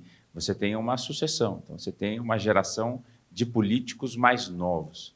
E esses políticos mais novos têm uma teoria no direito, na produção legislativa, que se chama teoria do paralelismo. Esses políticos mais novos têm que saber interpretar a realidade e transformar essa realidade em leis adequadas à sociedade. Então, assim, a questão da tecnologia está intimamente ligada a essa renovação política que o país vem vivendo. Então, Marco Civil da Internet, LGPD, agora como é que a gente vai tributar criptomoeda. Então, assim, hoje em dia, o político tem que saber falar deste assunto, porque os assuntos antigos ficaram para trás, ficaram no passado. Então, a questão da tecnologia tem que estar diretamente envolvida na renovação política que o país vem sofrendo. Eu entendo que isso já vem acontecendo, falo por experiência própria, inclusive. A gente viu na Câmara Municipal de São Paulo, em 2016 e em 2020, uma renovação estatística parecida com as anteriores, ou seja, 40% de renovação, 40% de novos vereadores. A diferença foi nesta renovação. Vereadores mais jovens de idade. Então, eu, na primeira legislatura, quando entrei em 2012, tinha 27 anos, não, tinha 31 anos. Tinha 31 anos, eu era o vereador mais novo daquela legislatura. Na legislatura seguinte, o vereador mais novo tinha 20 anos, ou seja, 10 anos a menos. E também mais novos na própria política, ou seja, nunca tinham tido experiências anteriores, mas entenderam que a política é um instrumento de transformação social em larga escala, de forma macro e não somente de forma micro. Então, você tem, nessa renovação política, uma nova interpretação dessa nova sociedade e que vai produzir novas leis de acordo com a realidade contemporânea. Então, até a questão da tecnologia passa também pelo Congresso Nacional, passa também por esses novos políticos. Eu posso só... Deve, por favor. Assim, uma ideia, um acréscimo aqui ao que o professor Eduardo tem dito. Esse semestre, eu tenho me dedicado, lá na PUC São Paulo, escola do Tiago também, não é, a uma disciplina chamada Capitalismo e Mundo Digital. E isso porque a noção de meio ambiente era uma noção de natureza, de meio ambiente natural. Só que o homem interveio na natureza e construiu as cidades. E isso trouxe o que o próprio Supremo Tribunal Federal denominou como meio ambiente artificial. O Supremo Tribunal Federal, ele denomina 4 aspectos, perspectivas de meio ambiente. O meio ambiente artificial, o meio ambiente natural, o meio ambiente artificial, meio ambiente cultural e meio ambiente do trabalho. E hoje já se admite amplamente uma 5ª perspectiva, que é o meio ambiente digital. O que significa isso? Que existe uma integração plena, uma única singularidade. E por isso que nós falamos lá na universidade hoje de direito quântico, porque as coisas elas compõem a um só tempo aspectos diferentes, um único elemento, que é indissociável. Então, esse meio ambiente tecnológico, ele não está junto, ele está misturado, é indissociável, interrelacionado e interdependente com todos os meio ambientes, que têm que ser levados em consideração. Mas, veja, o teu pai, né, e não podia ser outro, ele, até por conta, né, da cultura e inclusive, do nível de informação que ele recebe, ele foi preciso. No final das contas, tudo volta para o ser humano. Tudo volta para o ser humano. E é o ser humano que sofre as dores, é o ser humano que fica subjugado, é o ser humano que fica rebaixado a uma condição infra-humana. E isso que nós não podemos permitir. Nós temos que ser a defesa, não é? Os guardiões, né? Os cuidadores de nós mesmos. E isso só vai ser atingido coletivamente. Individualmente, a pessoa se basta, mas se basta sempre com limitações. Coletivamente, ela consegue se sustentar. Haja visto aí os exemplos históricos ao longo de toda a perspectiva da humanidade, como grandes homens, né, grandes fortunas foram reduzidas a pó, do dia para a noite, simplesmente por conta de uma mudança institucional qualquer. Nessa sequência que o Sayegh traz, e aí são... Muito bom. Há uma questão muito interessante que trago para essa mesa de debate. A questão é que nós, a cada ano, aumentamos o nosso núcleo existencial, porque a ciência, a medicina avançada e a combinação da ciência com a tecnologia, a ampliação dos conhecimentos faz com que a nossa faixa etária existencial ela se amplie. A ocidentalização do sistema dos 7 bilhões de pessoas no planeta insere as pessoas para o consumo. O chinês, por exemplo, na Ásia, os africanos, eles passam a ter acesso a um mundo com grandes possibilidades. Por exemplo, um caso muito interessante para nós, eu estou indo na linha da pensada Eduardo, daquilo que é o novo líder e o jovem. A globalização, evidentemente, há 10 anos ela está trincada, haja vista uma guerra entre a Ucrânia, mas essa é uma guerra que gerou várias guerras, pelo menos mais 5 dentro do processo. A primeira delas é a segurança alimentar. O mundo segue uma liturgia ocupacional, pessoas, 7 bilhões de pessoas dentro do universo terrestre, e aí ele tem decisões a tomar. Por exemplo, no nosso agronegócio, que a gente aplaude, um país que Deus deu 3 safras, clima, jogou, plantou, hoje nós estamos preocupados com isso, com a trincada da globalização, porque nós somos 240 milhões de habitantes, produzimos, Manolo, para 1 bilhão e 400. Só que essa produção, ela tem uma continha aí, que é o seguinte: o fertilizante vem da Rússia, o adubo vem não sei de onde, todo o sistema de entrega da parte química são de empresas europeias e americanas, Pfizer, Bayer e etc., principalmente no agronegócio, no pecuária. Então, nós somos Uber de um sistema. E hoje já há uma reflexão dentro do Brasil que não basta só o político, Daniela, lá eu vou mudar uma lei, não adianta. A lei ela tem uma idiosincrasia com um processo integrado. Nós somos uma nação integrada globalmente. Então, o nosso agro está sendo revisitado, já há umas 2 décadas, porque nós mal compramos. O Brasil é um país que teve, durante 40 anos, o cliente número 1 nosso é a economia número 1, que era os Estados Unidos. O ano passado mudou, nosso cliente número 1 é a economia número 2, que é a China. Os Estados Unidos é a nossa economia número 2 agora. Terceira é a Europa. Então, como pode quebrar um país? Tem como 3 principais clientes, a China, os Estados Unidos e a Europa. Então, mais. O que nós temos é que nos ocupar para a economia interna. Isso está acontecendo. Então, a liderança do recado para os jovens, para entrar na vida pública, não é mais um cenário interno, é uma economia globalizada. Nós seguimos nesse caminho. Mas eu só fiz essa pitada para mexer um pouquinho e vou pedir licença aos 2 mestres, que nós não podemos fazer esse debate sem dar a palavra ao doutor Henrique Nelson falando. Doutor, o senhor tem a palavra.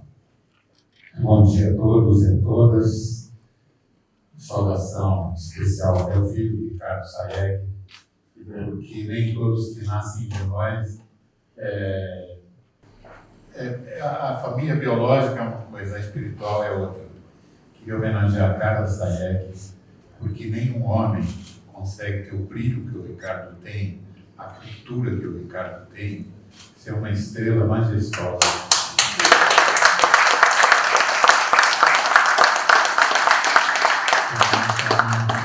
Uma nora, Carla Sayegh, que resgatou o Ricardo de várias oportunidades onde ele beirou o abismo, encontrou a morte, mas descobriu a vida, a enfermidade que muita gente perdeu a vida, e a Carla resgatou o Ricardo e deu uma vida nova, e ele só está vivo porque foi amado e soube amar. Queria dizer ao Eduardo Tuma, nosso jovem, querido mestre doutor, da alegria que eu tenho de poder saudá-lo, e que tive na sua parentela, o Renato, o Romeu Tuma, meus amigos fraternos de décadas. E eu fico feliz de ver na sua figura tanta cultura, tanta militância e tanta vontade de um país maior. Queria dizer ao Agostinho que o Tiago superou todos nós, porque ele realmente traz essa esperança da renovação, da cultura, da profundidade. Eu fico feliz quando eu compartilho com a Tati as aulas de chinês, de mandarim, né? E vejo que ela está a caminho de uma nova comunicação.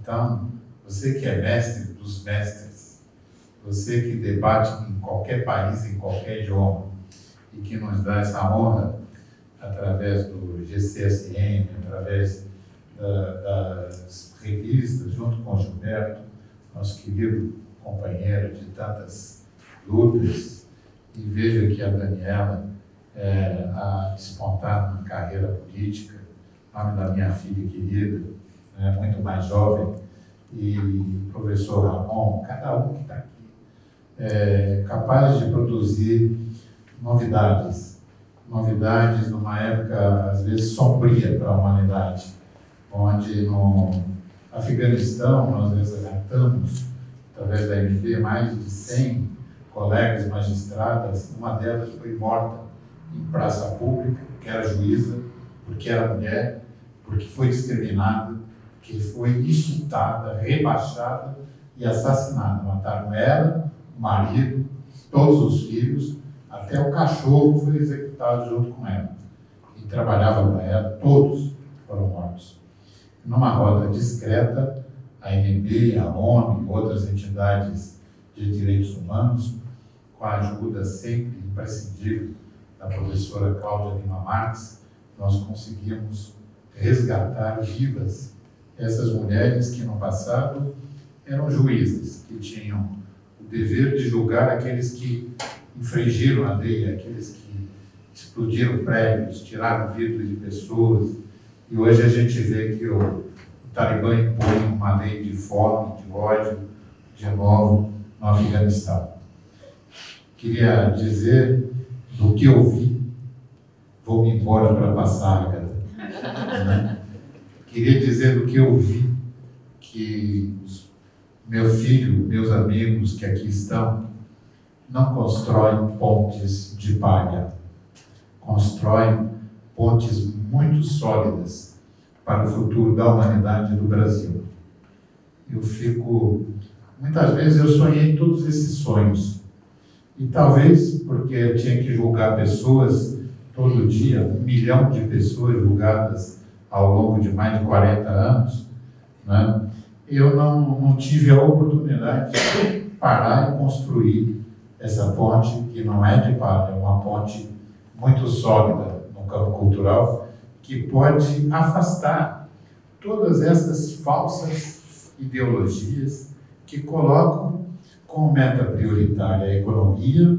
A nossa meta é apresentar um balanço azul e o resto não importa quantas vidas sejam destruídas. Eu vejo essa oportunidade de debate, não posso, já estou falando demais, eu vim aqui só para dizer bom dia e para homenagear cada mulher, cada homem que aqui está, cada um de nós, que eu tenho certeza que o Brasil realmente é o país do presente, é o país que está alimentando muita gente. Nós temos muitas coisas erradas, equivocadas. O Supremo, muitas vezes, rompe princípios. Romper princípios é péssimo para a democracia. Por mais poder que você possa ter, quando você é um magistrado, de uma Corte Suprema, de um tribunal, como eu fui, né? O maior poder que você tem é respeitar a Constituição, é respeitar os princípios. É só por esse caminho que não se constroem pontes de palha. Cada vez que você viola um princípio, você maltrata milhares, milhões de pessoas. Então, o Supremo, muitas vezes, se envolve em investigações que não são adequadas para tramitar por lá, toma uma posição de policiamento que também não é adequada para tramitar por lá e viola princípios. Não importa quanto a classe política provoque a magistratura. A magistratura tem que responder sempre como escrava número 1 da Constituição brasileira, que é o tesouro que cada um de nós tem. Eu ajudei a escrever um longo trecho dessa Constituição, junto com Michel Temer, junto com Geraldo Alckmin, junto com um monte de gente da esquerda, da direita, do centro, de cima e de baixo, porque eu era juiz e eu era dirigente de uma associação de juízes. Não podia largar ao léu aquilo que dizia respeito ao Poder Judiciário. Mas eu fico por aqui com essa pequena intervenção. Queria também, não posso deixar de mencionar o Léo, que está aqui ao meu lado, o Rodrigo, são meus netos queridos, João também. Esse foi o meu estagiário que mais me ensinou, porque ele é um gênio, sempre foi desde que estava sentado no primeiro ano da escola, e muitas oportunidades eu tive com as colegas dele, e elas falavam, olha, Calandra, esse Léo vai ser coisa grande nesse país, porque é um gênio absoluto. Tudo que ele tem de quieto, ele tem de gênio.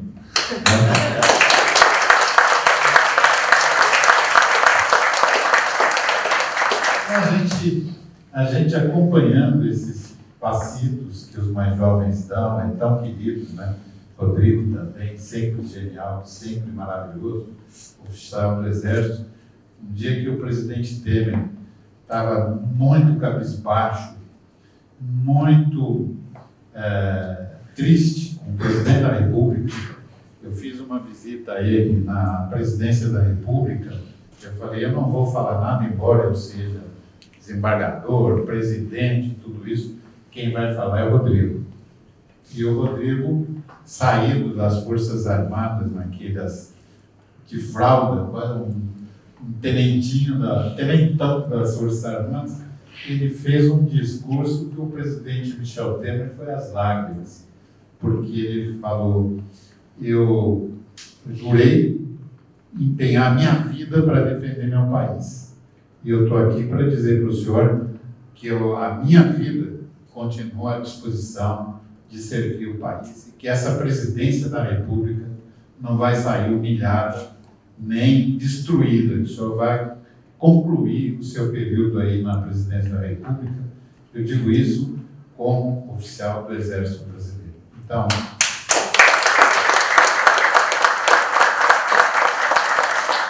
quem já viu tudo isso só podia ter dito bom dia, mas eu digo também obrigado.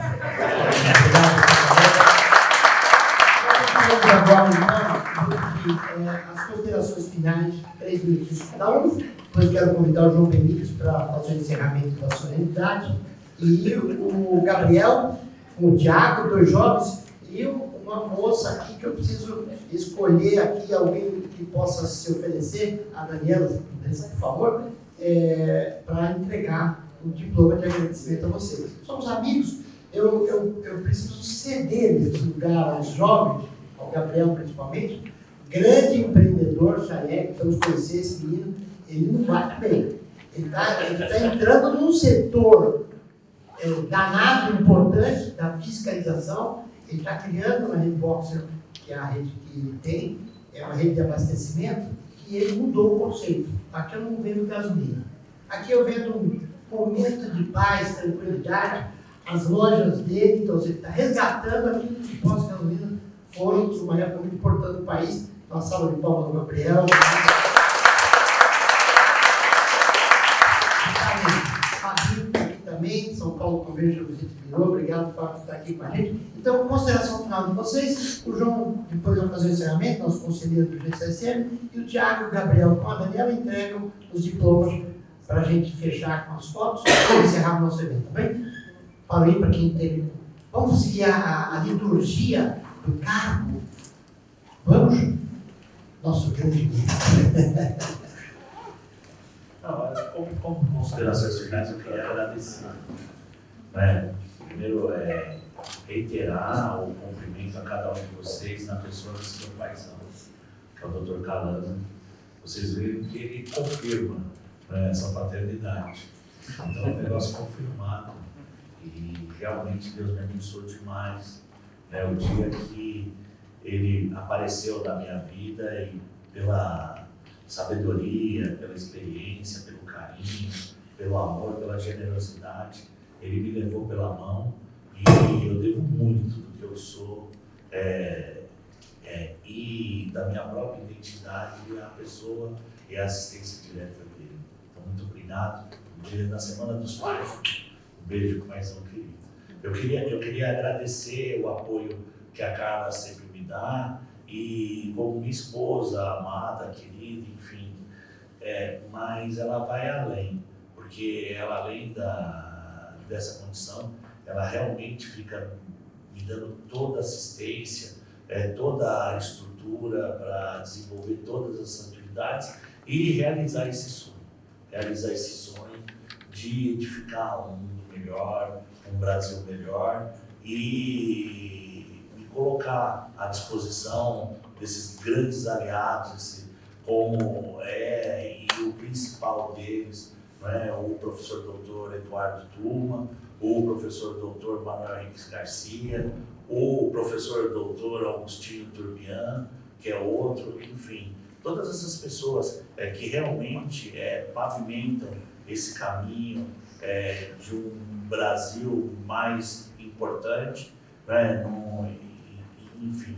E dessa estrutura, agradecer, né, a Elizabeth Marangon, aqui presente, que está sempre apoiando e sendo essa estruturadora, a Luciana Neves, a Viviane, enfim, o João Faria, toda a nossa equipe, né? E deixar esse agradecimento na pessoa de uma mulher, não é?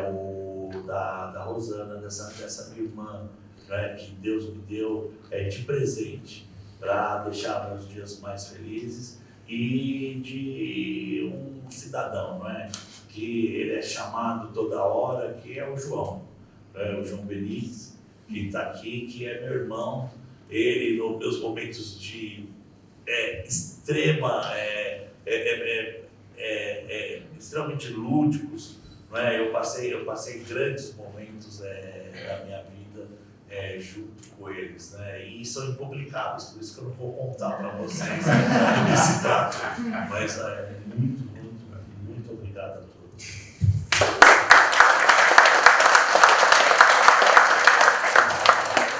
Também quero agradecer ao Augustinho, quero agradecer ao Ricardo, meu irmão, com vocês. E aí terminar com um pouco dessa reflexão ainda quanto à tecnologia. Hoje, o que foi dito aqui para mim, muito sensível. Hoje você tem mais presença virtual, digital, do que propriamente natural, física. As pessoas hoje se preocupam mais em construir uma imagem na internet. A internet também deve ser uma palavra ultrapassada, mas mais uma persona, né? Não só a imagem, mas tudo aquilo que ela representa. A preocupação hoje está maior naquilo que você faz no celular do que aquilo que você faz fisicamente. Isso me inquieta muito também nesse sentido, do que é mais importante, qual é a essência, qual é a verdadeira razão, né? Qual é o nosso objetivo de vida. O quanto nós temos que nos relacionar, isso eu defendo, o quanto que a gente tem que se relacionar, e aí, como o Augustinho diz, ainda presencialmente, fisicamente, com os nossos familiares, com os nossos amigos, quanto a sociedade vai ou não se desenvolver dessa forma. Mas concluo assim, com todas essas minhas inquietudes do cargo que hoje exerço, aprove a Deus assim, dessa forma ali me colocar, qual é o legado que eu vou deixar. Mas com toda essa minha inquietação, com toda essa angústia e aflição interior desse mundo que passa velozmente, dos dias que se encurtaram, na verdade, a nossa percepção do tempo, ela hoje é mais rápida do que era no passado.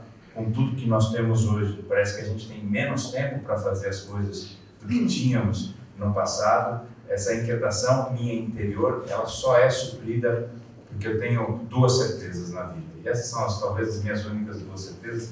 A terceira é que a gente vai pagar imposto na vida em algum momento, né? Mas as duas primeiras são que tudo está na mão de Deus. A história não fugiu ao controle dele, que ele tem todos os nossos dias escritos no livro dele. Então ele sabe o começo, o meio e o fim de todas as coisas. Já da ansiedade pelo processo, às vezes nos trazer essas inquietações, eu confio em Deus. E eu sei que Ele tem o melhor para nós, como seres humanos, porque nós somos o ápice da criação divina, nós somos o melhor. Eu, às vezes, não sou astrônomo, mas fico olhando um pouco essas questões dos planetas, das estrelas, de como a nossa galáxia, que tem 100 bilhões de galáxias, o universo conhecível, ou seja, sob a perspectiva cósmica, nós somos nada, poeira, eu acho que não dá nem para mensurar. Isso eu estou falando do planeta Terra. Imagine o ser humano em si, a individualidade do ser humano. E por Deus nós somos considerados o que há de melhor, o que há de mais importante.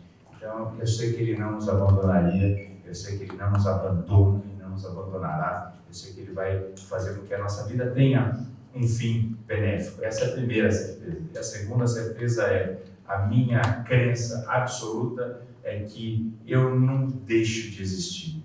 Eu, quando falecer, e todo mundo vai morrer um dia, né? Quando eu morrer, eu creio que eu vou estar com Deus. Eu creio que o mundo espiritual é mais real do que o mundo natural. Eu creio na eternidade com Cristo, que é a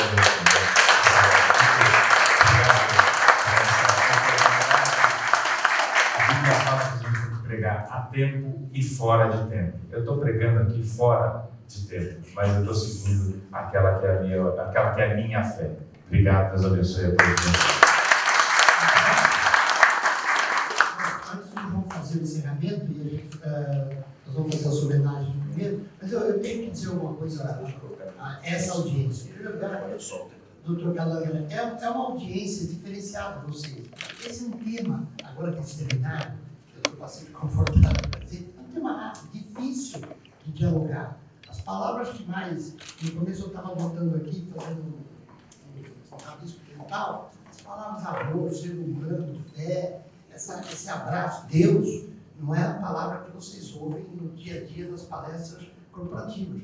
Vocês estão dentro de uma organização que nós, eu tenho toda a responsabilidade de dizer, a nossa revista em todas as bancas digitais, a gente está no Japão com as nossas revistas, estamos em Miami com as nossas revistas, nós estamos no mundo com as nossas revistas, São Paulo, que eu vejo que virou grande parceiro, distribui as nossas revistas no estado inteiro de São Paulo. É muito mecanizado o processo que eu faço em data vênia e em corpo próprio. Ou seja, a gente tem um mecanismo muito linear em sentido do capital, físico, fechado, grana.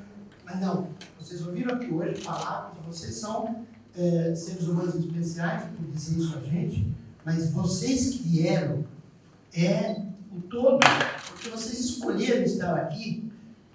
E são temas difíceis, eu repito. Tem audiência que vem lá, autoridade, eles fogem, às vezes até tem medo disso. Então, quero aplaudir vocês aí, ó, uma salva de palmas para vocês que vieram. Vamos fazer a entrega do diploma primeiro. Tiago, por favor, e Gabriel, vocês, cada um, Cristiano, por favor, um diploma aqui para o Gabriel, um diploma para o Tiago, que vai entregar em agradecimento aos nossos palestrantes. O João vai pousar do lado da foto, porque se eu sair todas as fotos, eu não consigo publicar na revista. Vamos lá, Gabriel, vamos lá, Tiago.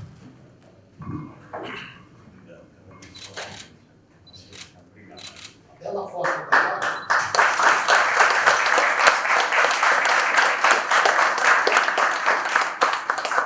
Não, o encerramento é seu.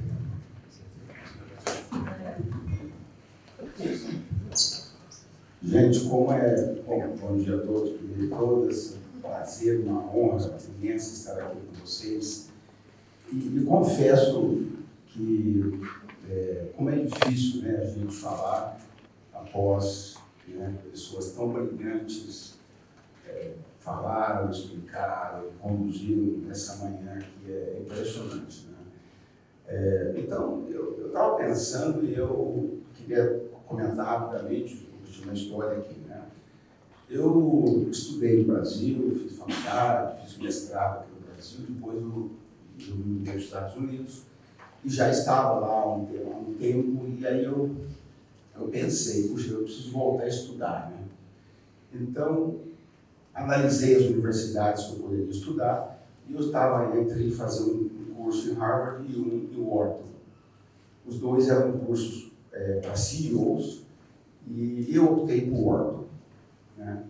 Esse curso era um curso, eu analisei muito bem o currículo e tal, e era um curso que eu teria que ficar internado dentro da universidade por 2 meses, sem poder sair de lá. Nem um dia. E eu ficava pensando, mas puxa, o que eu vou estudar tanto lá que eu não posso... E não podia, eu só podia ligar para casa, né? Eu tinha que pedir autorização para sair da empresa, tudo, e só podia ligar para casa à noite. Então, no primeiro dia que nós chegamos na universidade, nós estávamos num grupo de 60 pessoas, 60 CEOs de empresas, de 45 diferentes nacionalidades.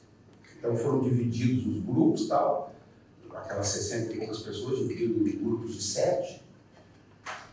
E então veio o reitor da Universidade de Wharton e disse, olha, o que vocês vão ter que fazer aqui nessas 8 semanas é muito simples. Vocês vão ter que, cada grupo, criar uma nova empresa que nunca tenha existido, num negócio que nunca existiu, que vocês vão ter que, essa empresa tem que dar lucro, vocês vão criar uma empresa que dê lucro, tem que ser lucrativa. Vocês vão ter que utilizar a sociedade vulnerável e esse projeto tem que ser replicável. Então, ele pode ser implantado nos Estados Unidos, na Rússia, na Ásia, em qualquer lugar do mundo. Muito bem, é só isso. Vocês têm... a propósito, no final do curso, para vocês serem aprovados aqui no curso, vocês vão ter que apresentar o projeto, essa nova empresa, né, para o conselho diretor da Universidade de Wharton. E eles vão ter que aprovar, vocês vão ter que pedir dinheiro, porque vai ter que ter... É uma empresa mesmo, de fato. E aí o reitor disse, olha, muitos grupos que nós temos aqui, as pessoas às vezes saem daqui do curso para tocar essa empresa. E foi o que aconteceu com o meu grupo. Nós éramos em 7, um rapaz, que é um indiano, ele era presidente da Ernst & Young. Ele pediu demissão da empresa e foi tocar o nosso projeto como um projeto de vida dele. Então, assim, imagina a gente no primeiro dia, quando eles explicaram como é que era o projeto, nós não sabemos nem por onde começar. Peraí, o que nós vamos fazer? Que empresa que nós vamos inventar? Tinha que ser inventar um troço que nunca havia existido. Né? Com participação da população vulnerável e que pudesse ser lucrativo e que pudesse ser replicado. Bom, eu confesso que nós levamos, dos 2 meses que nós ficamos lá dentro, nós levamos 1 mês para decidir o que a gente ia fazer.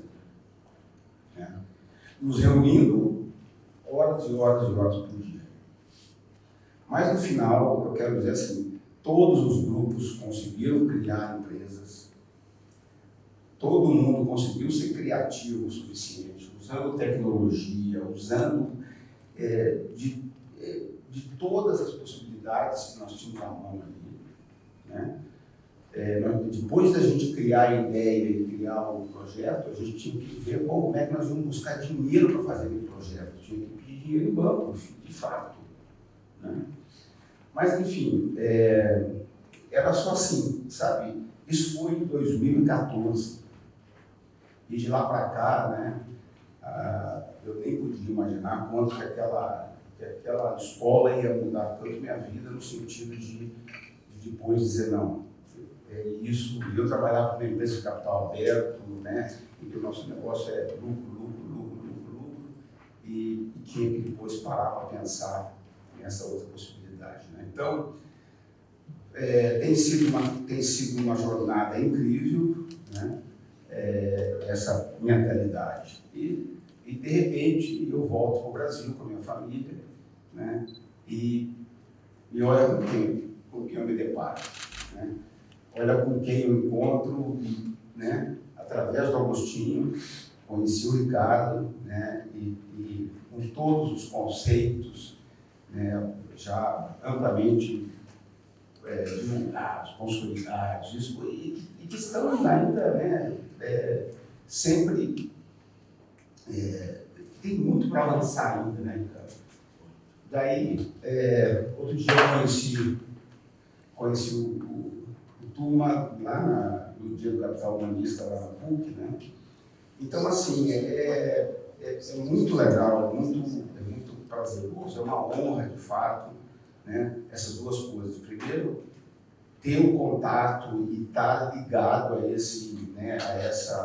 toda essa filosofia e toda essa realidade, né? E saber que é absolutamente possível tudo isso. Muito possível, muito possível. Né? Esse curso que eu fiz no New York, a minha turma foi o número 62. Então, vocês imaginam que há quantos anos a universidade vem fazendo esse tipo de curso. Cada curso tem, como eu disse, são divididos, são 60 pessoas. Você imagina que cada grupo de 6, 7 tem que criar uma empresa. Então, essa questão, né, muitos empregos se vão, outros vêm, outras coisas a gente tem que criar, tem que buscar. Né? E essa população, né, vulnerável, como a gente possa chamar, né, Ricardo, precisa da gente, está aí. Tá? Então, mais uma vez, é bem difícil falar depois de vocês, mas olha, duas coisas que eu queria falar só. Né? Obrigado e conte comigo.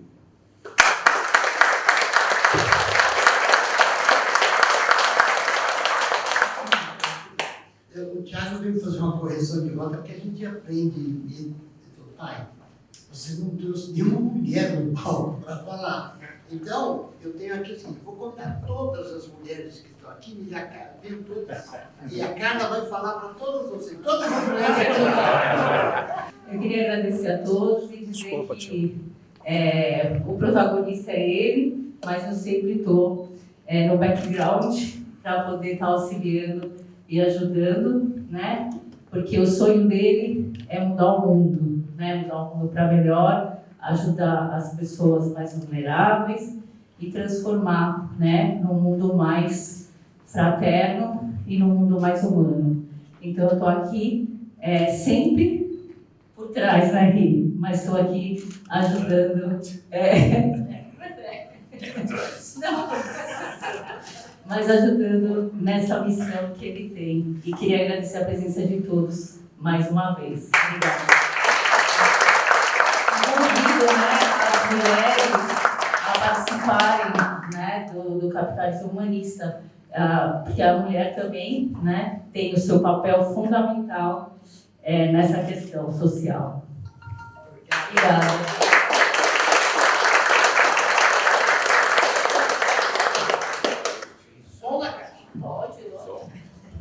Bom dia, né? Eu gostaria de agradecer estar diante de tantas pessoas honradas no meio jurídico, no meio político. Meu nome é Daniela Curiati, eu sou advogada também, sou da Comissão de Direitos Humanos. Eu vou brevemente me apresentar. Eu sempre fui envolta por vários projetos sociais. O meu pilar é o social do ISD. Eu acho que nós devemos sempre estar agora diante de uma sociedade como esta, onde prevalece uma desigualdade social tão grande, né? Não dá mais para nós vivermos apenas no nosso quadrado, e nós temos que ter esse olhar humanitário a todos mesmo. Eu participei de vários projetos sociais, como eu disse, o projeto da Ruth Cardoso Universidade Solidária, do Fernando Henrique Cardoso. Fui para o Nordeste, na seca, né? Fiquei um tempo, fomos resgatados pelo Exército, depois participei de outros projetos sociais e resolvi fazer direito. Na primeira formação minha é na área da saúde, eu sou dentista também, né? Luto também pela saúde bucal, pela obrigatoriedade de dentistas nos hospitais públicos, privados. E essa questão de direitos humanos no lado social foi muito forte sempre para mim. E eu busquei fazer direito com 40 anos, não sou tão novinha assim. E no 4º ano da faculdade, eu fiquei doente. Eu tive câncer, um câncer muito agressivo, que fiquei 2019 inteiro me tratando, fiz quimioterapia, fiz radioterapia e outros tratamentos que se juntaram com o Covid, com a epidemia. com a pandemia, e nunca imaginei entrar na política. Diante de todo esse cenário que foi dito com tanto louvor, tanta expertise do Ricardo e do Eduardo, quis me colocar à disposição da sociedade para devolver minha cura. Hoje eu estou curada, faz 3 anos que eu fiz o tratamento, e esse propósito